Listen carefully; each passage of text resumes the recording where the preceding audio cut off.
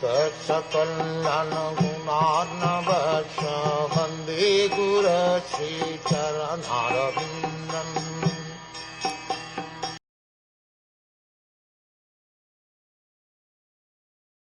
When a perfect yogi's attention is no longer attracted to the byproducts of mystic powers, which are manifestations of the external energy, his progress towards me becomes unlimited, and thus the power of death cannot overcome him. Yogis are generally attracted to the byproducts of mystic yogic power, for they can become smaller than the smallest or greater than the greatest. Achieve anything they desire, have power even to create a planet, or bring anyone they like under their subjection. Yogis who have incomplete information of the result of devotional service are attracted by these powers, but these powers are material.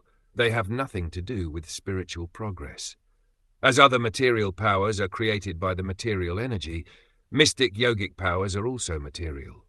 A perfect yogi's mind is not attracted by any material power, but is simply attracted by unalloyed service to the Supreme Lord. For a devotee, the process of merging into the Brahm effulgence is considered to be hellish, and yogic power, or the preliminary perfection of yogic power to be able to control the senses, is automatically achieved.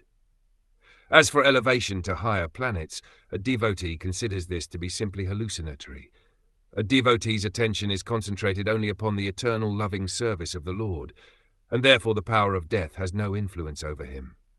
In such a devotional state, a perfect yogi can attain the status of immortal knowledge and bliss.